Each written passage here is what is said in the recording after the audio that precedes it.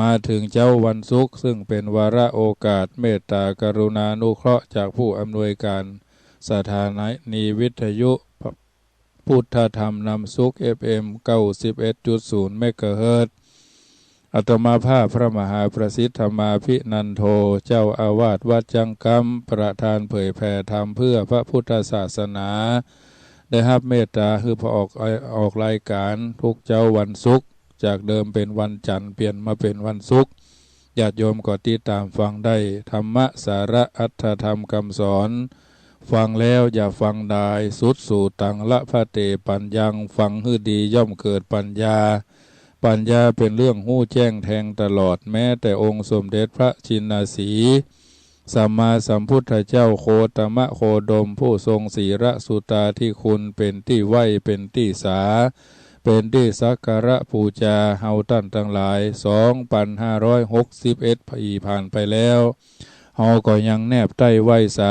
ารูปเจ้าองค์เก่าองค์ใหม่องค์ใหญ่องค์น้อยอันฐานะตั้งไว้วัดใหญ่วัดน้อยวัดเก่าวัดใหม่สำนักสงฆ์ที่พักสงฆ์วัดแต่ละวัดเฮาก็ไปไหว้ไปสาพระพุทธรูปอันเป็นตัวแทนในการไหว้การกราบเป็นพุทธานุสติธรรมานุสติสังขานุสติฟังธรรมแล้วก็ขอให้มันย้อนสอนจิตสอนใจเฮาท่านทั้งหลายจะได้มีประทีปส่องเดินทางในการดำเนินชีวิตประทีปเป็นเครื่องมือส่องเดินทางของคนเดินทางตึงเมื่อวันตึงเมื่อคืนธรรมะก็เช่นเดียวกันบางทีบางครั้งบางจุดบางแห่งธรรมะเหมือนแสงสว่างที่สามารถสวดส่องสว่างกระจ่างแจ้งไปถึงที่มันมืดฮือสว่างเหมือนดวงจันทร์เป็นประธานในเมื่อคืนมันดาวะพ้นจากเมฆหมอกวันใดแสงจันทร์แสงสว่างกระจ่างใสแต่แสงจันทร์เป็นแสงที่นวลเป็นแสงที่นิ่มเป็นแสงที่ลึกซึ้งพอแล้วหันถึงจิตถึงใจอากาศแท้แม้มันจะร้อนแต่มีแสงจันทร์ที่ส่องนวลตาบางทีบางครั้งก็ยังเป็นนิทานเล่าให้เราอ่อนรุ่นหลังๆฟังว่ากระต่ายชมจันทร์เป็นต้นสวงอาทิตย์เป็นสิ่งที่แผดเผาแผดร้อนทำให้เฮาท่านทั้งหลายบ่ค่อยจะต้องการพ่องบางอย่างก็เป็นประโยชน์ธรรมะก็เช่นเดียวกันฟังแล้วครูบาอาจารย์ทุกรูปมีจิตใจฟักใฝ่ในเอกฉันทะเพื่อจะได้น้อมนำเอาไปเป็นข้อเตือนจิตสกิดใจเพื่อสอดส่องทำลายความมืดที่มันเกิดขึ้นในจิตในใจเพราะฉะนั้นธรรมะถือว่าเป็นมงคลชีวิตประสิทธิพรทุกชีวิตเกิดมาล้วนแล้วแต่มีความหวังมีความฝันด้วยกันทุกคนละอ่อนก็ฝันให้เป็นคนใหญ่นักเรียนนิสิตนักศึกษาก็ให้จบการศึกษาให้มีเกรดดีเฉลี่ย 3.5 4.00 เป็นต้นอันนั้นเบื้องต้นฝันว่าอยากจะได้ฝันว่าอยากจะเป็นตามที่ตนเองหันว่าดีที่สุดแล้วก็เพียรพยายามบากบั่นฟันฝ่าเพื่อให้ฝันนั่นไปเป็นความจริงผู้สูงวัยก็ค่อยอยู่สุขสบายคนทุกข์คนจนก็ค่อยให้มีทรัพย์สินสลิงคารในการจับจ่ายใจสอยแต่ก็มีคนจำนวนบ่น้อยที่ฝันค้างแทนที่จะสมหวังกับต้องผิดหวังประสบแต่ความทุกข์ใจทุกข์กายไปเป็นลำดับคนเป็นพยาธิก็ค่อยหายคนนอนกับเตียงก็ค่อยลุกขึ้นได้คนลุกขึ้นได้ก็ค่อยย่างค่อยเตียวค่อยขึ้นค่อยลงตรงนั้นตรงนี้คนที่สมบูรณ์ก็สมหวังยินดีปรีดาคนที่อกชกลมปรารถนาที่เราต้องการก็ลืมไปว่าวันข้างหน้าอาจจะผิดหวังดังนั้นในทางพระพุทธศาสนาจึงสอนว่าอย่าประมาทให้ตระหนักอยู่เสมอว่าได้ลาภเสื่อมลาภได้ยศเสื่อมยศได้สรรเสริญก็มักจะถูกนินทาได้สุขก็เกียรติทุกข์เป็นโลกธรรมธรรมดาที่มีอยู่คู่กับโลกต้องหู้จักเท่าทันไว้เสมอหู้เต้าเอาไว้กันหู้ตันเอาไว้แก้จิตใจจะบ่ได้ฟูเมื่อได้สิ่งที่น่าใคร่น่ารักน่าปรารถนาและก็จิตใจจะบ่ได้แฟบเมื่อประสบสิ่งที่น่าใคร่นักปรารถนาและพอใจบุคคลผู้ประมาทในชีวิตเท่านั้นจึงจะสามารถประคับประคอง ดำเนินวิถีชีวิตได้ตลอดรอดฝั่งบนความหวังในชีวิตคนที่บ่ประมาทในชีวิตคือคนที่มีลักษณะว่าห่วงชีวิตรับผิดชอบประกอบหน้าที่ด้วยความบ่ประมาทฉลาดรอบรู้บ่มีศัตรูในที่ทำงานมีความจริงใจมีความจริงจังมีความจริงแท้บ่มีการดื่มบ่มีการรับประทานสิ่งเสพติดอันเป็นโทษเป็นตาอันเป็นทุกขเวทนาจะทำให้ชีวิตมีปัญหาในภายภาคหน้าเปิ้นจึงบอกว่าเมื่อชีวิตบกพร่องอย่าหมองเศร้าก็ใครเล่าไหนเลยไม่เคยผิดดูแต่ดวงจันทราพระอาทิตย์ยังมืดมิดอยู่บ้างบางเวลาอย่าลืมว่าชีวิตคือการต่อสู้ศัตรูคือคนของเราเมื่อชีวิตผิดหวังอย่านั่งท้อจงรีบต่อสู้เถิดจะเกิดผลผิดเป็นครูรู้แก้ให้แก่ตนเกิดเป็นคนต้องต่อสู้อยู่ที่จึงอยู่ดีเพราะฉะนั้นญาติโยมสาธุชนท่านทั้งหลายความชั่วคนดีทำยากสบายแล้วลำบากความดีคนชั่วทำยากลำบากแล้วสบายอยากดีให้แก้ไขอยากบรรลัยให้แก้ตัวอยากเป็นคนชั่วให้ทุศีลอยากร่ำรวยมีกินมีใช้ให้ทำบุญสุนทรทานอยากมีมิตรอยากมีบริวารให้มีน้ำใจใสสว่างมีสุขภาพสบายใจให้ปฏิบัติธรรมอยากสุขเลิศล้ำให้ทำแต่ความดีอยากมีคู่ชีวิตที่ถูกใจให้ทำบุญแล้วสัจจะอธิษฐานอยากพิชิตทุกอย่างให้ปฏิบัติตามมรรคมีองค์8ญาติโยมสาธุชนท่านทั้งหลายอันนี้ถือว่าเฮาท่านทั้งหลายได้กระทำบำเพ็ญหน้าที่ของแต่ละท่านแต่ละคนได้มาเป็นลำดับหน้าที่เราแค่รู้อยู่เท่านั้นจงจะร้อยพันที่เข้ามาอย่าหวั่นไหวความสงบนั้นอยู่ที่ภายในทุกข์แค่ไหนอยู่ที่ใจไม่ทุกข์ตามแม้ยากจนทนได้ไม่ทุกข์หนักเท่าลูกรักมักชั่วช่างมัวหมองฝันสลายใจล้ำน้ำตานองโรยเงินทองก็ไร้ค่าถ้าลูกเลวอย่าท้อแท้กับชีวิตที่ผิดหวังฟ้ามืดยังมีสว่างกลางเดือนหงายแม้วันนี้มีปัญหาอย่างมากมายใช่เลวร้ายสบายดีมีแน่นอนสัพพโศกโรคร้ายให้หายหมดเกียรติยศพร้อมพรั่งบันดาลขวัญเกียรติศักดิ์พูนเพิ่มเสริมชีวันพบสุขสันต์วันดีทุกปีไปเพราะฉะนั้นญาติโยมสาธุชนท่านผู้ฟังทั้งหลายทำหน้าที่ของตัวของตนให้ดีภัยในการดำเนินชีวิตของเฮาก็มีอยู่4ภัยด้วยกันภัยที่1เกิดจากการติเตียนตัวเก่า2ภัยเกิดจากการถูกผู้อื่นติเตียนภัยที่3เกิดจากอาชญากรรมอาชญาลงโทษเพราะผิดกฎหมายกฎทางบ้านเมืองภัยที่4เกิดจากการไปเกิดทุกขติเพราะเราทำเองทั้งนั้นญาติโยมท่านผู้ฟังทุกท่านทุกคนก็คงจะเอาน้ำทำคำสอนมาเป็นประทีปทำนำชีวิตตัวตนเฮาท่านทั้งหลายได้กระทำบำเพ็ญเป็นลำดับไปน้ำทำคำสอนในทางพระพุทธศาสนามีเฮาท่านทั้งหลายได้พินิจพิจารณาเป็นลำดับอยู่แล้วสุดแต่ว่าเหมือนอาหารที่อยู่บนจานหรือเหมือนอาหารบางชนิดเปิ้นก็ทำไว้แล้วเฮาก็เอาไปซื้อมาไปซื้อมาแล้วก็นำมาเป็นข้อเตือนจิตเอามาเป็นอาหารที่เฮาจะรับประทานบางอย่างก็ต้องเอามาประกอบเองบางอย่างเฮาก็ต้องใช้ไฟใช้อันยังต่ออันยังเพราะฉะนั้นถือว่าเฮาท่านทั้งหลายนั่นเป็นผู้ที่รู้เป็นผู้ที่ตื่นเป็นผู้ที่เบิกบานโดยสัจธรรมความจริงมีคำที่เปิ้นบอกว่าสาธุกะรังสาธุนาสาธุแปลว่าความดีคนดีทำได้ง่ายความดีคืออันยังคนที่จะทำความดีได้ง่ายนั่นคือไผยังบ่ได้ทำความดีทำไมจึงเรียกว่าคนดีทำความดีได้ง่ายอย่างใดหลัก3ประการนี้จะได้เสนอเพื่อพิจารณา ข้อที่1ที่ว่าความดีคืออันอย่างนั้นธรรมดาคำสอนของพระพุทธเจ้าองค์สมเด็จพระสัมมาสัมพุทธเจ้านั้นพระองค์ทรงสอนธรรมะทรงแยกธรรมะหลายอย่างหลายประการแต่คำสอนที่เกี่ยวด้วยผู้ประพฤติเกี่ยวด้วยผู้ปฏิบัติมีอยู่2หลัก คือธรรมะที่พระพุทธเจ้าทรงสอนคือละอย่างหนึ่งสองเปิ้นห้องอันที่หนึ่งเป็นว่าปหาตัปปธรรมอันที่สองธรรมะที่พระพุทธเจ้าทรงสอนคือบำเพ็ญทำให้มีให้เกิดขึ้นหนึ่งสองประการนี้ตั้งแนวทางแห่งการศึกษาปฏิบัติตั้งใจประพฤติปฏิบัติคำสอนในพระพุทธศาสนาเมื่อฟังคำสอนของพระพุทธเจ้าแล้วก็พึงทำความเข้าใจว่าข้อนี้พระพุทธเจ้าทรงสอนในหลักปหาตัปปธรรมคือคำสอนคือละหรือภาเวตพาภาเวตพธรรมคือสอนคือกระทำสอนคือละกับสอนคือกระทำจำง่ายๆคำสอนในทางพระพุทธศาสนาบำเพ็ญมีเกิดขึ้นเมื่อหู้ลักว่าส่วนนี้เป็นส่วนควรละควรงดควรเว้นก็จำไว้ประเภทที่หนึ่งเมื่อรู้ว่าส่วนนี้เป็นส่วนที่ควรทำมี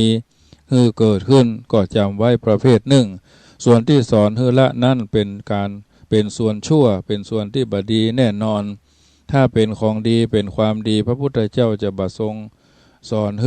ละเว้นเมื่อกึดได้อย่างนี้ก็กึดไปถึงส่วนที่พระองค์ทรงสอนบำเพ็ญมีบังเกิดขึ้นก็หู้ทันทีว่าส่วนที่พระพุทธเจ้าทรงสอนมีบังเกิดขึ้นนั่นเป็นส่วนที่ดีมากดีธรรมดาดีมากแล้วก็ดีที่สุดต้องมีคุณประโยชน์มีความสุขเกิดแก่ผู้บำเพ็ญเป็นแน่นอน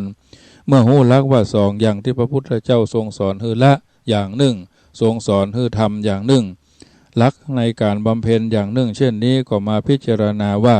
คำสอนในพระศาสนานี้พระพุทธเจ้าทรงสอนละที่ไหนพระพุทธเจ้าทรงสอนบำเพ็ญเกิดขึ้นมีขึ้นที่ไหนอันที่จริงคำสอนคำว่าความดีหรือความชั่วสิ่งที่ควรบำเพ็ญหรือสิ่งที่ควรละนั่นก็มีอยู่ในกายที่จะในกรรมและก็ในใจเฮานี่แหละความดีความชั่วหาได้เกิดขึ้นที่ภาพหรือวัตถุสิ่งของอย่างอื่นบ่มีเลยเกิดอยู่ที่คนเกิดอยู่ที่กายเกิดด้วยวาจาและใจของมนุษย์เฮานี่แหละเพราะฉะนั้นในพระพุทธศาสนาพระพุทธเจ้าทรงบัญญัติทรงบัญญัติกรรมคือการกระทำเป็นกายกรรมกรรมที่ทางกายวจีกรรมคือการกระทำทางกรรมมโนกรรมคือกรรมที่ทำทางกรรมกึศกรรมการกระทำการแล้วก็การกึศสามอย่างนี้กายกรรมวจีกรรมมโนกรรมเมื่อพระองค์ทรงตั้งหลักกรรมไว้และตั้งความดีไว้ยักเกิดขึ้นที่กายที่กรรมที่ใจเมื่อเกิดขึ้นแล้วเกิดที่กายก็เป็นกายกรรมเกิดที่วาจาก็เป็นวจีกรรมเกิดที่ใจก็เป็นมโนกรรมเช่นนี้แล้วสิ่งใดที่เป็นความชั่วก็เรียกว่าอกุศลกรรมส่วนใดที่เป็นความดีก็เป็นกุศลกรรมหรือกุศลกรรมเมื่อแยกหูครบถ้วนบริบูรณ์เช่นนี้แล้วว่าส่วนใดเป็นความดีก็พอจะเข้าหลักบาลีที่ว่าความดีคนดีทำได้ง่ายความดีนั่นคืออันหยังที่ว่าคนดีทำได้ง่ายนั้นอย่างใดความดีก็คือกายวาจาดีกายดีวาจาดีน้ำใจจะกล่าวถึงความดีในเฉพาะกุศลกรรมบทที่ว่ากายกรรม3วจีกรรม4มโนกรรม3กายกรรม3วจีกรรม4มโนกรรม3กายกรรม3บ่ฆ่าสัตว์บ่ลักทรัพย์บ่ประพฤติผิดในกาม3อย่างนี้กายเป็นคนทำนี้เป็นกายกรรมทำทางกายส่วนวจีกรรมคือกรรมเช่นเท็จแต่คำสัตย์คำจริงบ่ส่อเสียดยุยงส่งเสริมบ่เล่าหน้าจาขวัญบ่มีบ่แปลงใส่บ่ใหญ่บ่แปลงเอากึ้มงึมดื่มในน้ำบ่ไหลเจี้ยวปื้นนิสัยแจ๊บ่เลาะเพาะแพะนิสัยดีอันแตกตื่นอันโกรธอันเกลียดอันจังอันแบ่งพรรคแบ่งพวกก็เพราะว่าวจีกรรมนี่แหละเป็นเรื่องที่มีปัญหาอันประเภทว่านี่หายนี่เนอะแก้วเหยคำเหยเดี๋ยวก่อนมานี่ก่อนปะกันตลาดล้านค้าละบ้านละจองช่วงเจ้าแทนจะนึ่งเข้าเป่าไฟเอาเรื่องนั้นไปเล่าเอาเรื่องนี้ไปหน้าจ่าขวัญเล่าหน้าจ่าขวัญเจ้าอาวาสถูกลูกวัดเล่าขวัญเล่าวัดเจ้าอาวาสเล่าขวัญลูกวัดลูกบ้านเล่าขวัญพ่อหลวงเล่าขวัญลูกบ้านพ่อบ้านเล่าขวัญแม่บ้านเล่าขวัญพ่อบ้านด่ากันไปด่ากันมาเป็นวอกก้างนางนี้ก็เพราะว่ากรรม แต่แต่กรรมชักโยงในทางที่เสื่อมเสียแทนที่จะแต่คำชักโยงสามัคคีบอกคำหยาบด่าว่าเสียดสีกระแทกแดกดันกระแนะกระแหนกระแทกแดกดันต่อล้อว่าหั่นว่านี่บางทีบางครั้งก็ลืมสมณะภาวะลืมฐานะหน้าที่เป็นไผเป็นผู้ใหญ่เป็นสวไปแล้วหัวปสองสี่ลืมคิงเนาะลืมคิงไปจาท่อเถียงบางทีก็อุบาสกเล่าขวัญพระภิกษุนินทาอุบาสกอุบาสิกาเล่ากันไปเล่ากันมาอันนี้อยู่ในวจีกรรมมันมีตั้งแต่สมัยพระพุทธเจ้าเช่นพระเทวทัตก็นินทาพระพุทธเจ้ามาเคยได้ยินพระพุทธเจ้านินทาพระเทวทัตเปิ้นว่าดูก่อนอานนท์เฮ้ยบ่ต้องไปสนใจคนตนนี้พระรูปนี้อุบาสกคนนี้แต่ก่อนก็เคยเป็นคนชั่วเพราะว่า500ชาติ200ชาติก่อนเดิมอ่อนเป็นอย่างอันเป็นอย่างอีอันเนี้ยพระพุทธเจ้าบอกว่าบ่ต้องไปเล่าขวัญตรงกับกรรมสมัยใหม่หรือกรรมกึ่งเก่ากึ่งใหม่ว่าง่าวจังเตะว่าเสะจังเขาศีลธรรมในใจของเฮาบ่ไหววันเซิงบ่เซิงบ่เนิ่งเป็นแบบนี้บ่เพ้อเจ้อเลวไหลไร้สาระแต่คำที่เป็นประโยชนะแก่ผู้ฟังทั้งแก่ผู้พูดอย่างนี้เรียกว่าวจีกรรมแถมน้อยหนึ่งเทศกาลงานทำบุญออกพรรษาแล้วเทศกาลกฐินเขาก็จะได้ยินว่าไปทานกฐินวัดท่านวัดนี้ท่านคนนั้นเป็นเจ้าภาพพระสงฆ์ทรงศีรสุตาที่โคนตนนี้เป็นประธานเปิ้นได้กฐินจาดหลายวัดเฮาได้เท่านั้นเท่านี้กรรมเหล่านี้เป็นกรรมที่ได้ยินอยู่เป็นประจำเพราะฉะนั้นเงียบเสียนิ่งเสียตำรึงทองเพราะมันกระทบหลายอย่างบางตนบางทีบางครั้งเฮาบ่ได้ไหว้พระบ่ได้นบธรรมบ่ได้ไปวัดในใกล้วัดใกล้วาของเฮาก็เอาตรงนั้นมาว่ากฐินวัดนั้นดีได้หลายเพิ่นมากันจัดหลายของเฮานี่ดักแซบดักสอยเพราะว่าวัดเฮาบ่สนใจเฮาบ่ใส่ใจเฮาไปมืนตากว้างพอตั้งไก่ลืมบันไดที่1ไปลืมบันไดที่1จะขึ้นบันไดก็ลืมบันไดขั้นที่1จะลงบันไดก็ลืมบันไดขั้นที่1เพราะฉะนั้น10มาจาก100มาจาก10มาจาก10มาจาก100มาจาก10เพราะฉะนั้นอย่าไปลืมลืม10มันก็เลยว่าตรงนั้นตรงนี้เพราะฉะนั้นอาตมาภาพเองก็เหมือนกันบางทีบางครั้งเป็นเจ้าอาวาสดูแลวัดวาอารามครูบาอาจารย์ที่เป็นพระนักฟังก็คงจะทราบดีไปทานกฐินวัดท่านเพิ่นได้จะหลายจะได้นักได้น้อยบ่ต้องไปสนใจอันอย่างมากมายบางทีบางครั้งบางเรื่องบางประการบางที่บางแห่งก็เอาลงเฟซลงไลน์มันเป็นเรื่องอันตรายทำให้เจ้าหน้าที่บางจุดบางประการเพิ่นก็ติติงว่ากล่าวหรือมีการตักเตือนตรงนั้นตรงนี้เพราะฉะนั้นสิ่งเหล่านี้เงินเป็นของที่มีค่าสามารถกระจายให้เป็นส่วนนั้นส่วนนี้ได้อันนี้อยู่ในวจีกรรมส่วนที่เกิดทางใจกิเลสทั้งหลายถึงเรียกว่าอาสวะเครื่องมักดองกิเลสเครื่องเศร้าหมองเองเมื่อเกิดกิเลสเหล่านี้ยังบ่ลงมาสู่ความเป็นกรรมก็ยังบ่มีวิบากคือผลต่อเมื่อใดกิเลสเรื่องนี้แรงขึ้นจนเรียกว่ากรรมบัญญัติได้ว่ากรรมต่อนั้นก็จึงเรียกว่ามีวิบากคือผลกิเลสทั้งหลายเหล่านี้ก็จะมีวิบากได้พระพุทธเจ้าทรงจัดไว้3ประการที่เรียกว่ามโนกรรมคือ1อภิชฌาความเพ่งเล็งอยากได้ของคนอื่น2พยาบาทปองร้ายจะจองล้างจองผ่านผู้อื่น3มิจฉาทิฐิความหันผิดเป็นชอบนะพระพุทธเจ้าทรงบัญญัติจัดไว้3ประการในเรื่องของมโนกรรม1อภิชฌาเพ่งเล็งอยากได้ของคนอื่นเช่นเฮาไปจกเบอร์จับฉลากเฮาบ่เคยเอาอย่างไปร่วมกับเปิ้นจักเตื้อบางทีบางครั้งก็ไปได้ของเปิ้นใครได้ไปปูจาก็อยู่ในประเภทนี้แหละเพ่งเล็งอยากได้ของคนอื่นอันนี้คือสัจจะจริงที่เปิ้นว่าไว้เรื่องของมโนกรรมเฮาไปกินไปทานเปิ้นมาเลี้ยงโรงทานเฮาก็บ่เคยไปทานกับเปิ้นบ่เคยหอมแม้กระทั่งสตางค์แดงเดียวแม้กระทั่งบ่ได้บริจาคสตางค์บ่เคยยกย้ายค่ายเทื่อนยกเก้าอี้ยกโต๊ะตั้งมานั่งช่วยเปิ้นแต่เฮาไปหันแล้วเฮาอยากให้ได้คนนั้นเอาผัดไทยมาเลี้ยงเฮาก็ให้ได้คนนั้นเปิ้นเอาจีนทอดก็ข้าวนึ่งมาเฮาก็ให้ได้คนนั้นเปิ้นเอาไอติมมาเลี้ยงเฮาก็ให้ได้ล่าตามล่าจนอยู่บ้านป่าติ้ว ตรงนั้นตรงนี้ก็ว่ากันไปตามนั้นนี่คือเพ่งเล็งอยากได้แต่ของคนอื่นแต่ไม่เคยที่ควักกระเป๋าทำหรือออกกายกรรมวจีกรรมช่วยเขาเลยอันนี้อภิชฌาความเพ่งเล็งอยากได้ของคนอื่นสองพยาบาทปองร้ายจองร่างจองผานตักตุเจ้าตัวนั่นเพิ่นบ่ได้ตักเขาตอบเป็นอัดเป็นเอ็นว่านั่นว่านี่จองร่างจองผานผู้อื่นในทางที่ไม่ค่อยถูกต้องนะบางทีบางครั้งคนหลายบ่ได้ตักบ่ได้ตาย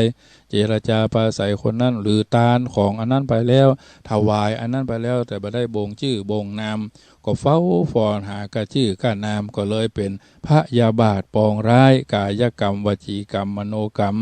จองล้างจองผ่านผู้อื่นอันนี้ก็มีอยู่ข้อที่สองข้อที่สามมิจฉาทิฐิหันพิษยังบัดดันหู้เตื้อยังบัดดันเข้าใจเตื้อเรื่องบางเรื่องเขาว่าเนี่ยเขานินเขาอู้กันทุเจ้าตัวนั้นเป็นยาอี้ทุเจ้าตัวนี้เป็นยาอั้นคนนั้นเป็นยาอั้นคนนี้เป็นยาอี้ก็เลยยังไม่เห็นเป็นจะเป็นนะยังไม่เป็นรูปร่างลักษณะก็เอามาว่าเนี่ยแล้วคือหันพิษเป็นชอบยังบอกฮู้เรื่องจริงยังบอกฮู้เรื่องที่เพิ่นว่าไว้แต่บัดแต่นะยังบอกฮู้ดำก็ดันไปว่าขาวยังบอกฮู้ขาวก็ดันไปว่าดำก็เลยเป็นเช่นนี้เนี่ยมิจฉาทิฐิเห็นผิดเป็นชอบสามประการเนี่ยมันถึงวนอยู่อย่างคนเฮาถึงวันนี้แต่จะฮู้จริงฮู้แน่แค่ไหนก็ยังบ่ฮู้เพราะว่าธรรมะเป็นสัจจะที่เกิดขึ้นแก่ตัวเองเป็นอันดับแรกสามประการนี้เรียกว่ามโนกรรมจะเกิดเป็นกิเลสส่วนใดอภิชฌาพยาบาทมิจฉาทิฐิอย่างใดก็ตามที่มาจากราคะคือความโลภโทสะคือความโกรธโมหะคือความหลงราคะคือความใคร่นะใครได้ใครมีใครเป็นเมื่อตกมาสู่ความเป็นอภิชฌาเป็นพยาบาทเป็นมิจฉาทิฐิแล้วจึงเป็นวิบากคือผลเมื่อสามสิ่งนี้มาเป็นผลคือเป็นฝ่ายบาปก็เรียกว่ามโนกรรมทางทุจริตเมื่อใดสิ่งเหล่านี้กลับตรงกันข้ามบ่เพ่งเล็งอยากได้ของคนอื่นบ่พยาบาทอาฆาตปองร้ายบ่มีบ่แปลงใส่บ่ใหญ่บ่แปลงเอาจองล้างจองผ่านคนอื่นหันชอบตามครองธรรมจึงเป็นมโนกรรมฝ่ายบุญฝ่ายกุศลฝ่ายสุจริตเพราะฉะนั้นกรรมที่เป็นฝ่ายดีที่จัดเป็นกายกรรมสามวจีกรรมสี่มโนกรรมสามรวมเป็น10ประการจึงเรียกว่าความดีตามหลักที่พระพุทธศาสนาในพระพุทธภาษิตนี้กล่าวไว้ตอนนี้ไปเมื่อรู้ว่าความดีมีอยู่10ประการดังกล่าวแล้วและคนดีที่จะทำความดีได้ง่ายก็คือไผคนที่จะเป็นคนดีตามหลักก็คือผู้ทำความดีเป็นส่วนน้อยมาก่อนหรือเป็นคนที่มีพื้นเพจริตอัธยาศัยเรียบร้อยมาก่อนถ้าถือตามหลักพระอภิธรรมที่ศึกษากันมานั้นว่าผู้ที่จะทำความดีได้นั้นต้องมีกุศลเหตุที่เรียกกันว่าเป็นผู้มีไตรเหตุทวิเหตุหรือเอกเหตุก็แล้วแต่เหตุใดที่เหตุในที่นี้ก็ได้แก่เหตุฝ่ายดีคืออโลภะไม่โลภอโทสะไม่โกรธอโมหะไม่หลงเมื่อกุศลเหตุทั้งหลายเหล่านี้มาพร้อมกับปฏิสนธิจิตของบุคคลนั้นเกิดขึ้นแล้วถ้ามีอโลภะเป็นเหตุที่ก่อคือเกิดขึ้นบุคคลผู้มีอโลภะเป็นเหตุนั้นก็มีอัธยาศัยบาคิจิบาโลภอยากได้ของคนใดคนหนึ่งและเป็นผู้มีความหันใจ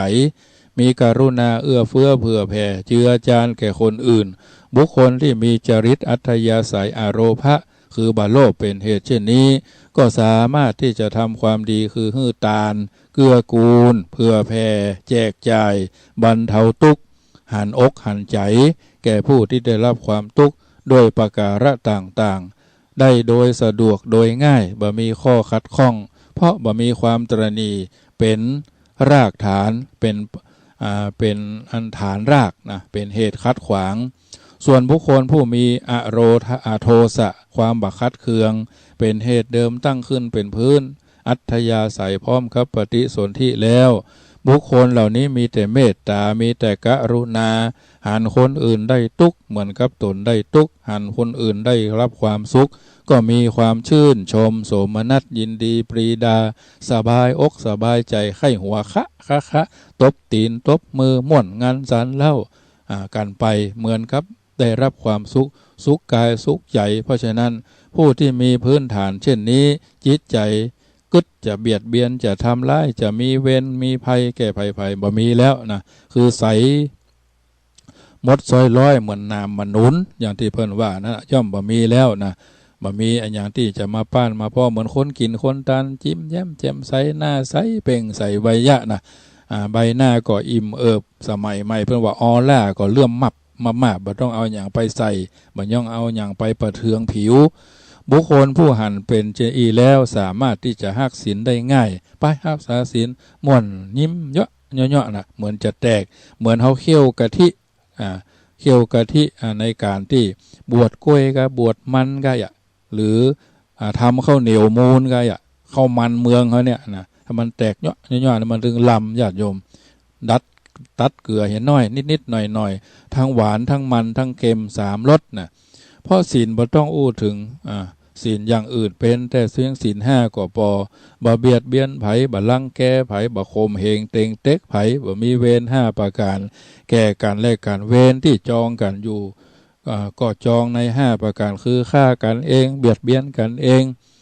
ทำร้ายกันเองจ้วงจาบกันเองนะกระทบกระทั่งกันเองทำลายกันเองในทรัพย์สินก่อนพ่องกายพ่องทรัพย์สินพ่องประพฤติผิดในกามคือความใคร่พ่องยิบฉวยเอาของคนอื่นพ่องว่านินทาว่าให้คนนั้นเป็นญาณพอละพอเท่าแล้วยังเอี้ยพอละยังหนุ่มยังแน่นเป็นญาณพอละเป็นเจ้าอาวาสแต่เป็นเจ้าคณะแต่อย่างอันอีกว่ากันในทางที่มันบดียังบัดตันนั่งฟังเหยียดแข้งเมินเมาแล้วทำความเดือดร้อนให้เกิดแก่ตัวยังพอเดือดร้อนไปแผ่ของคนอื่นนะแล้วก็ไปไหนก็เป็นที่ถูกอกถูกใจคนใดท่านผู้ใดที่ไปไหนแล้วเพื่อกำลังนั่งอู้กันพอหานายกมาละแตกกันพึ่งไอ้เหมือนเพิ่งแตกหังนะแสดงว่าเฮาเนี่ยมีจุดเสียอยู่ใดจุดหนึ่งเฮาต้องปรับละเหมือนวิทยุมันบ่ชัดอย่างแม่อวนตอนเจ้านี่เพิ่นก็ว่า91นี่บ่ได้ยินเตือกน้อยนะแม่อวน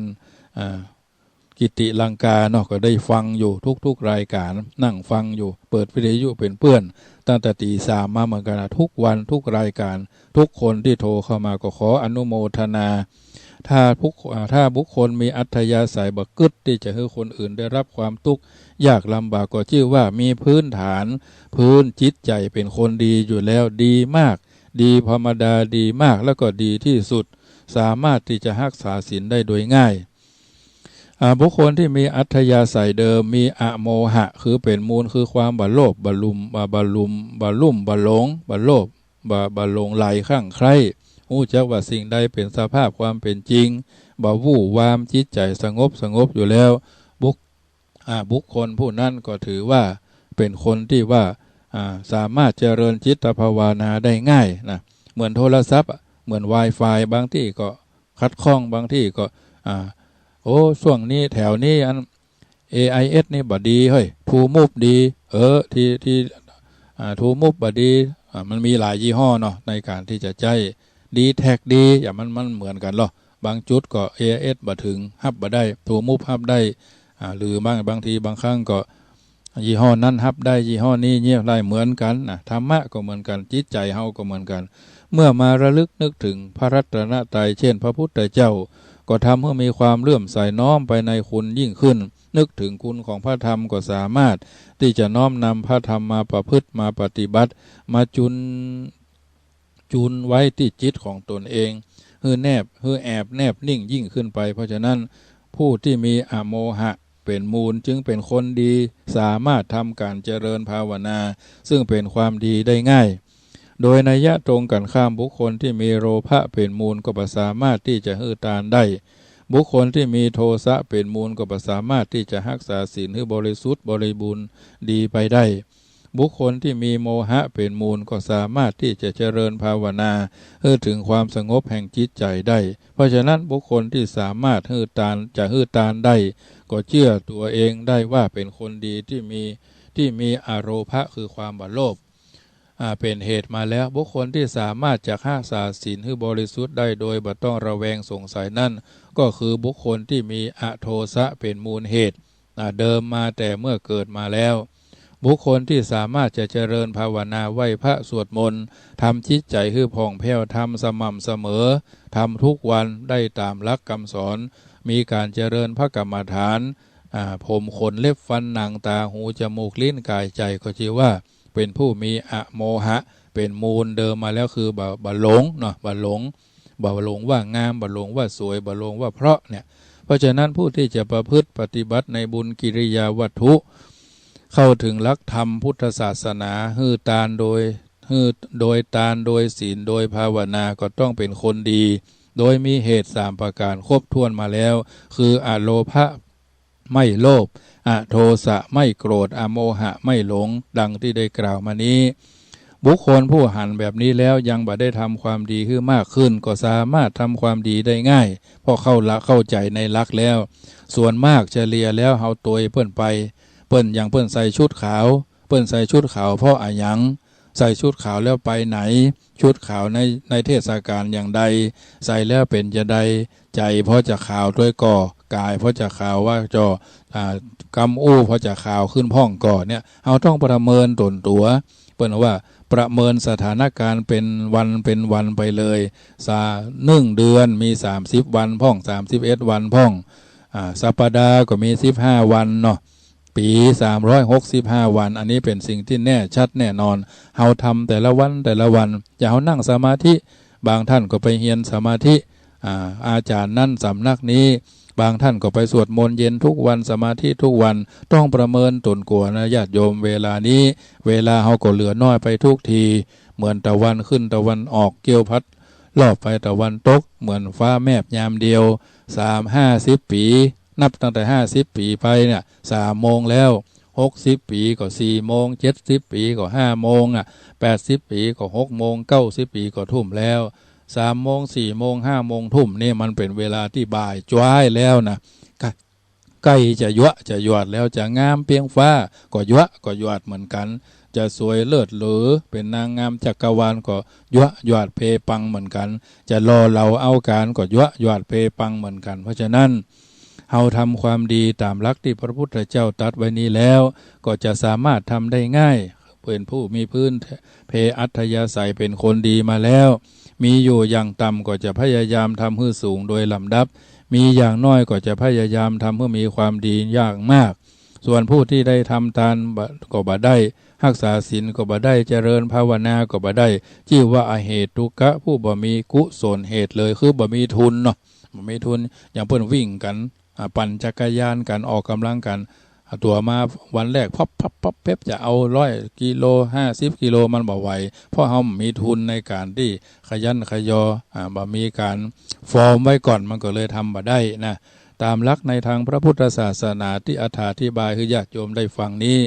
องค์สมเด็จพระสัมมาสัมพุทธเจ้าทรงแสดงว่าพระพุทธศาสนาของพระองค์ดำรงมั่นอยู่ได้ก็ด้วยอำนาจแห่งพุทธบริษัทภิกษุภิกษุณีนี่ยังมาแน่นอนภิกษุอุบาสกอุบาสิกาพระภิกษุสามเณรภิกษุบริษัทสามเณรบริษัทก็อุบาสกอุบาสิกาแต่ตามหลักที่เพิ่นว่าไว้ว่าภิกษุบริษัทภิกษุณีบริษัทอุบาสกบริษัทอุบาสิกาบริษัทตราบใดที่พุทธบริษัท4ยังหรือเฉพาะบริษัทใดยังมีคุณสมบัติของตนเป็นไปยังถูกต้องครบถ้วนบริบูรณ์แล้วชื่อว่าภิกษุบริษัทมีคุณสมบัติของภิกษุบริษัทเช่นได้รับการอุปสมบทถูกต้องตามพุทธานุญาตประพฤติปฏิบัติตามหลักธรรมวินัยในปาติโมกข์พ่องนอกปาติโมกข์พ่องบริบูรณ์สมบูรณ์ครบถ้วนอย่างนี้ก็เรียกว่าภิกษุบริษัทอย่างสมบูรณ์แบบภิกษุณีบริษัทบัดนี้หมดไปแล้วสิ้นไปแล้วอุบาสกบริษัทได้แก่คฤหัสถ์เจ้าบ้านพ่อออกศรัทธาทั้งหลายพ่ออุ้ยแม่อุ้ยพ่ออุ้ยทั้งหลายพ่อลุงทั้งหลายหน้าทั้งหลายรักษาศีล5วันปกติรักษาศีล8วันอุโบสถหรือกิจกรรมงานปฏิบัติธรรมหรือศีลอุโบสถในวันพระวันธรรมสวรรค์อันนี้ชื่อว่ายังมีบริษัทอยู่บริษัทยังประพฤติถูกต้องครบถ้วนตามคุณสมบัติของความเป็นบริษัทนั้นคือบริบูรณ์อยู่อุบาสกบริษัทก็คงอยู่ในโลกนี้ อุบาสิกาบริษัทก็เช่นกันมีข้อประพฤติปฏิบัติเช่นเดียวกับอุบาสกบริษัทเมื่ออุบาสกบริษัทยังมีความบริบูรณ์ครบถ้วนอยู่ตามรูปแบบตามคุณสมบัติของอุบาภิกษุอุบาสิกาบริษัทตอนนั้นพุทธบริษัทก็ได้ชื่อว่ายังตั้งอยู่ในโลกนี้อันเนี้ยญาติโยมสาธุชนทั้งหลายเฮาท่านทั้งหลายอย่าประมาททำตัวทำตนให้เป็นคนดีสมคุณสมค่าว่าเฮาท่านทั้งหลายได้ฟังน้ำฟังธรรมไปวัดไปวาเฮาก็จะได้รู้ว่าเฮาได้มาศึกษาเรื่องคุณของพระพุทธเจ้าคือปัญญาคุณบริสุทธิ์ที่คุณมหากรุณาที่คุณบริสุทธิ์ปัญญาคุณหู้แจ้งแทงตลอดส่วนคนอื่นแล้วคนอื่นทำก็บ่เป็นโทษเป็นตาภิกษุบริษัทปัญญาคุณบริสุทธิ์ที่คุณบริสุทธิ์ใจคนทุกคนจนก็สอนมหากรุณาที่คุณแม้แต่คนก็สอนแม้แต่สัตว์ก็สอนอันนี้ศึกษาเรื่องของพระไตรรัตน์คุณของพระพุทธเจ้าคุณของพระธรรมสอนให้ละชั่วทำดีแล้วก็ทำให้จิตใจบัดตกไปในทางที่ชั่วคุณของพระอริยสังฆเจ้าที่เพิ่นทำกันมาสืบต่ออายุพระพุทธศาสนามาจนกระทั่งถึงสมมุติสงฆ์เพิ่นแนะให้ทำนำให้คิดสาธิตที่นำไปประพฤติปฏิบัติของฮู้ว่าเป็นสิ่งที่ดีประการต่อมาก็คือได้ศึกษาเรื่องของกายวาจาจิตใจว่าเฮาอยู่ในสังคมทำตัวทำตนอย่างใดอยู่ในมหาสมาคมหมู่ใหญ่เปิ้นทำอย่างใดเฮาก็ทำไปตามทำแล้วศึกษาโดยพินิจพิเคราะห์โดยเปิ้นห้องว่าสรุปผลประเมินตนตัวว่าเฮาไปเคยไปขีนไปตาน9วัด10วัด100วัดปันวัดเฮาเคยประเมินว่าเฮาทำแล้วอย่างใดบัดนี้เฮามีอย่างเข้ามาพ่องมีผลพวงได้อย่างพ่องสบายกายก็สบายใจก็ตุกอกตุกใจก็เดือดร้อนตัวเก่าก็เฮาต้องประเมินสถานการณ์ไปแต่ละวันเหมือนเฮาจะเปิ้นห่อขนมกันเนี่ยวันพุกนี่ก็เป็นวันดาเนาะวันฮือนี่ก็เป็นวันออกพรรษาแล้วก็จะเทศกาลออกพรรษาเป็นวันเสาร์วันอาทิตย์ส่วนมากก็คนก็จะเยอะมากมายหลายที่บางที่ก็มีธรรมสัญจรเนาะอันเนี้ยเราเนี้ยต้องประเมินปีแล้วเฮาก็ตานออกพรรษาบางคนนี่ตานพ่องบัดตานหลายได้ตานพ่องบัดได้ตานพ่องมันจะมีถึงวันญาติโยมขอให้ทำไปเรื่อยๆห่อขนมข้าวต้มแปลงสวยข้าวตอกดอกไม้อย่างไปน่ะไปกินไปตานวัดใดเพิ่นมีกิจกรรมอันอย่างก็ทำไปตักบาตรว่าอันตานขันเข้าวันที่30วันที่13วันที่13ก็เป็นสำคัญในทางพระในทางสถาบันพระมหากษัตริย์เนาะองค์สมเด็จพระเจ้าอยู่หัวรัชกาลที่9ภูมิพลอดุลยเดชผู้ทรงพระคุณอันประเสริฐก็สวรรคตวันนั้นโดยเนี่ยวันสำคัญอย่างใดเป็นวันตำรวจโดยเนาะบางสิ่งบางอย่างนี่เราต้องรู้เหตุการณ์บ้านเมืองเอาผนวกบวกกันร่วมกิจกรรมเปิ้นในหมู่บ้านในตำบลองค์กรของเฮาเป็นอันอย่างเป็นพ่อบ้านเป็นแม่บ้านเป็นสทเป็นพ่อหลวงเป็นสทเป็นอสมหรือเป็นอันอย่างที่อยู่ในหมู่บ้านเขาก็ไปร่วมเปิ้นนะร่วมกิจกรรมพ่อหลวงกำนันผู้หลวงเจ้าวาดอาจจะประชาสัมพันธ์มาร่วมกิจกรรมส่วนนั้นส่วนนี้ก็ไปทำกันมันแล้วไปเป็นช่วงอันเนี้ยก็ถือว่าทำกุศลกรรมคือความดีที่ฉลาดเฉลียวอยู่ในสมาคมฝึกกายฝึกวาจาฝึกจิตใจตั้งตัวตั้งตนเป็นคนดีในระดับรากหญ้าเหี่ยก่อนแล้วขึ้นขยับขยื่นขึ้นไปได้มีโอกาสได้ศึกษาเรื่องของไตรสิกขาศีลสมาธิปัญญาหรือทานศีลภาวนาเราเนี่ยมันวนเวียนอยู่เนี่ยต้องศึกษาแค่นี้ก็พอบ่ต้องไปเอาไก่เพราะฉะนั้นเอาที่ว่าศีลสมาธิปัญญามันเป็นจะใดอย่างที่อาตมาว่านั่นแหละทำความดีเพื่อภัยเป็นคนทำความดีแล้วได้อย่างมันอยู่ที่ตัวเฮาเป็นอันดับแรกเปิ้นบ่ได้สอนคนอื่นเปิ้นสอนตัวเฮานี่แหละอัตตาหิอัตโนนาโถตนแลเป็นที่พึ่งของตนโกหินาโถปโรสิยาก็ภัยเล่าจะได้มาเป็นที่พึ่งของเฮาเพราะฉะนั้นโอกาสที่จะออกพรรษานี้ญาติโยมสาธุชนได้กระทำบำเพ็ญคุณงามความดีจะหมด3 เดือนที่เขาได้รักษาศีลได้นอนวัดได้ไปปฏิบัติตรงนั้นตรงนี้เอามาประเมินตนตัวแล้วเป็นอันดับแรกแล้วก็เขียนไว้เป็นสมุดบันทึกว่าทำดีวันนี้เราทำดีหรือยังเดือนนี้เราทำดีหรือยัง3 เดือนนี้เราทำดีหรือยังปีนี้เราทำดีหรือยัง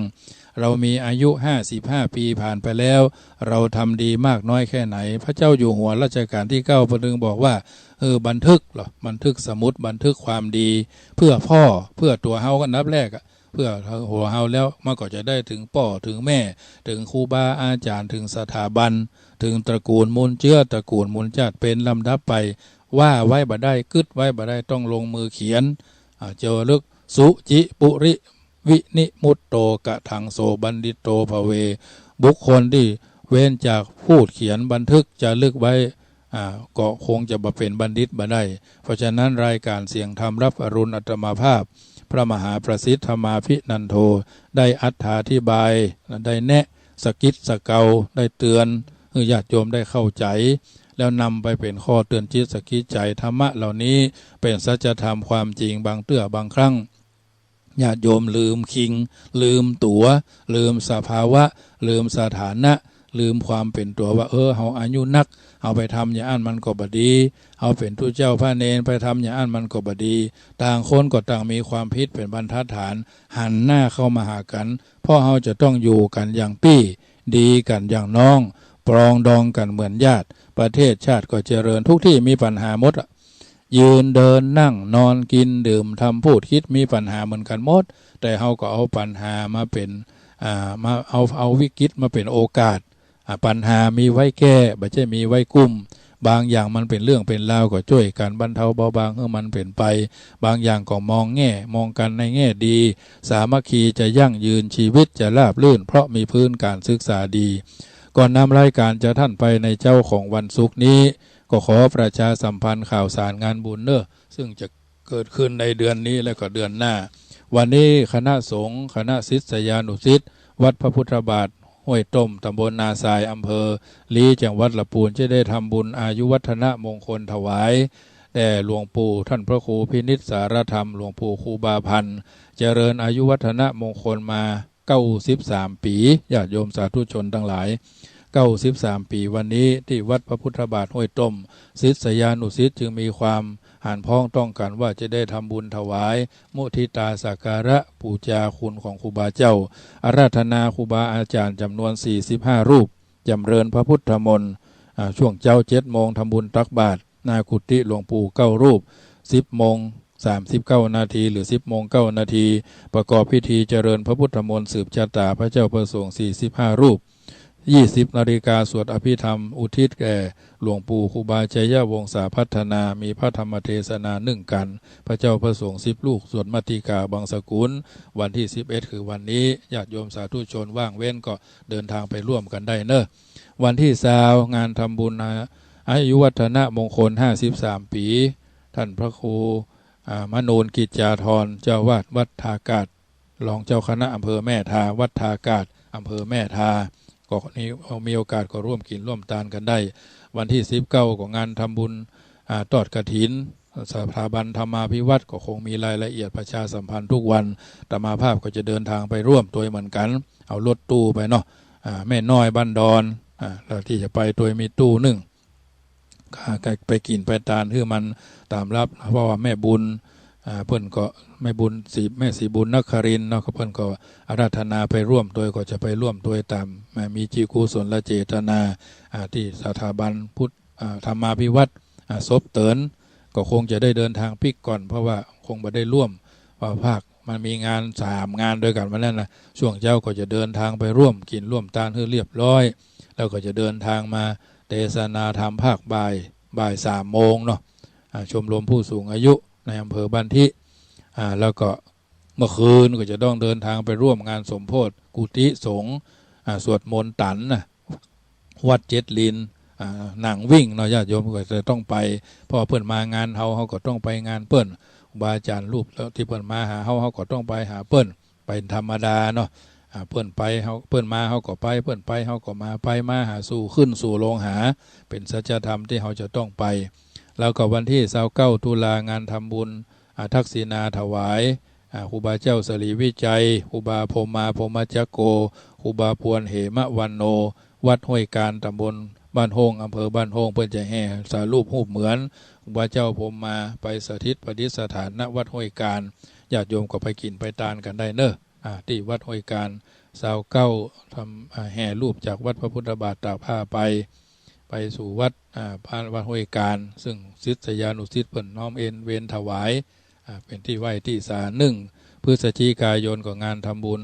วัดหนองเหียงเนาะทำบุญถวายเสนาสนะเวลา9 นาฬิกาท่านพระครูทำวรนาถอันนี้ก็อาราธนาไปอันนี้ก็กราบขอบพระคุณในเมตตากรุณานุเคราะห์ส่วนการไล่การกฐินของวัดจังกำก็วันที่3 พฤศจิกายนทำบุญทอดกฐินวัดจังกำปีนี้คณะสงฆ์คณะศิษยานุศิษย์คณะสงฆ์จากจังหวัดนนทบุรีปทุมธานีอยุธยาจะได้มารวบรวมถวายจตุปัจจัยบูรณะกุฏิสงฆ์ที่วัดจังกำวันที่3 พฤศจิกาแล้วก็เจอร่วมทำบุญทอดผ้าป่า7ถวายซื้อที่ดินถวายวัดจังกำเป็นงวดที่3ซึ่งก็ได้ทำบุญทอดผ้าป่าในวันที่1 มกราคม 63 1 มกราคม 63สายบุญ63สายบุญจะได้แจ้งสายบุญเป็นสายไปอันนี้ก็น้อมเอิญเจริญพรวันที่29 ธันวาเทศธรรมนอกครับตั้งแต่12ราศีท่านผู้ใดจะมาร่วมปฏิบัติธรรม1 คืนครับ1 วันเนาะ1 คืนก่อนวันที่29ตั้งแต่บ่ายโมงเริ่มเทศธรรมนอกครับ12ราศีทำมาลัยเก้ามาลัยปลายทำแบบเบ้าโบราณประเพณีใครจะเอาอย่างมาร่วมกวนเข้าติ๊บก็น้อมเอิญเจริญพรเนอะที่ปลำผามตองหน้าวัดญาติโยมอันนี้เป็นธรรมแล้วก็มีจะเดือนธันวาจะมีพระกรรมฐานจากจังหวัดขอนแก่น30 รูป30 ทัศน์นะจะได้มาปักกฎบำเพ็ญสมณธรรมประมาณ2 คืน 3 คืนนี่แหละที่เพิ่นจะแจ้งรายละเอียดมหากรรมเป็นสายของยุบหนอฟองหนอสายวัดมหาธาตุซึ่งหลวงพ่อท่านวัดป่าอาสภาวันวัดป่าอาสภารามอำเภออำเภอบ้านไผ่จังหวัดขอนแก่นจะได้เมตตามาแผ่บารมีที่วัดจังกำซึ่งไปเจอกันที่จังหวัดนครนายกสืบไปสืบมาก็เป็นสายหลวงปู่ทองเขานี่แหละแต่เพิ่นอยู่สายอีสานเพิ่นเคยมาทำบุญที่วัดหลวงปู่ทองวัดนี้เป็นวัดของเจ้าพระคุณสมเด็จพระพุทธาจารย์อาสาโพเนาะวัดอาสภารามเป็นวัดสุดท้ายที่สมเด็จวัดมหาธาตุอดีตพระพิมลธรรมเปิ้นสร้างวัดสุดท้ายในชีวิตของเปิ้นก่อนจะถึงมรณภาพลงเปิ้นก็จะเดินทางจากปุ่นขุนน้ำนางนอนวันละ30 กิโลเปิ้นเอา30นะเอา30 ทัศเดินทางไปไหนทั่วโลกเปิ้นก็ไฟ30 กิโล30 ตนนะญาติโยมอันนี้ก็มีโอกาสจะได้บอกบุญทำกรรมมากินมาตานด้วยกันเนอะที่วัดจังกำวันใดวันหนึ่งก็เดือนธันวาเนาะเพิ่นกำลังคณะนี้เพิ่นกำลังปฏิบัติธรรมอยู่เอาน้ำทำคำสอนเนี่ยญาติโยมจริงใจจริงจังจริงแท้ต่อกันความสบายอกสบายใจก็เกิดขึ้นแม้บ่มีอย่างสักอย่างบ่มีเงินล้านเงินแสนเฮาก็อยู่ด้วยกันได้อยู่กันอย่างปี้ดีกันอย่างน้องปรองดองกันเหมือนญาติมีโอกาสก็ร่วมกันเนอะวัดจังกำก็จะตั้งทำวันที่29 ธันวาตลอดวันตั้งแต่บ่ายโมงเนาะครูบาอาจารย์ก็นิมนต์มาเทศทำพื้นเมืองแล้วก็วันที่30เจ้าตั้งแต่ตี 5ตี 4 ครึ่งถึงนะอย่างโวยก็2 ทุ่มตั้งทำหลวง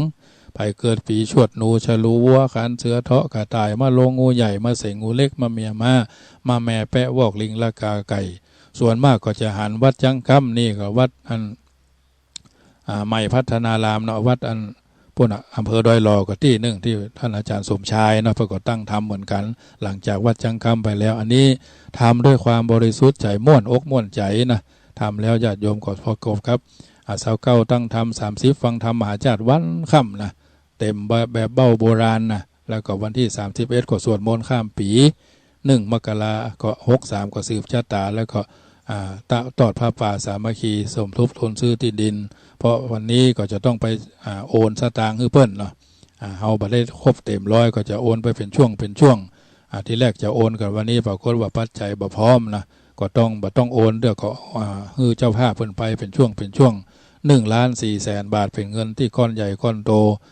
เริ่มตั้งแต่เดือนธันวาญาติโยมก็หอมกันมาคนละเล็กคนละน้อยก็ถือว่าเป็นสิ่งที่ดีนะช่วยกันไปเจ้าภาพเพิ่นก็อนุเคราะห์ส่งข้อว่ามีเท่าไหร่ก็โอนมาเรื่อยๆก็ได้เอาบ่โอนเด้อ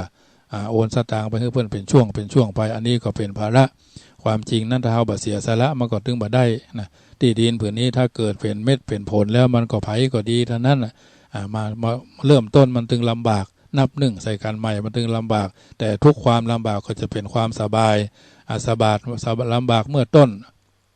ลำบากเมื่อหนุ่มดีกว่ากุ้มเมื่อแก่นะเปิ่นว่าอย่างนี้เพราะฉะนั้นวันนี้รายการเสียงธรรม รับอรุณภาคเจ้าของวัน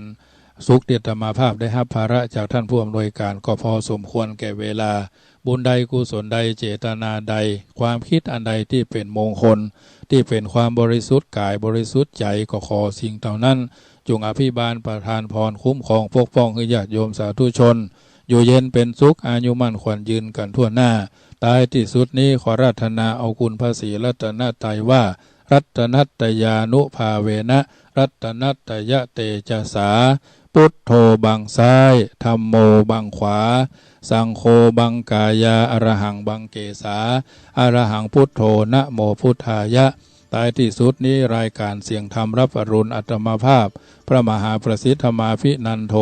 วัดจังคำตำบลมะกอกอำเภอป่าซางจังหวัดลำพูนโทรศัพท์0861875325 หมดเวลาลงแล้วขอนำรายการจากท่านไปก่อนพบปะกันใหม่ในวันต่อไปท้ายที่สุดนี้ขอเจริญพรอนุโมทนา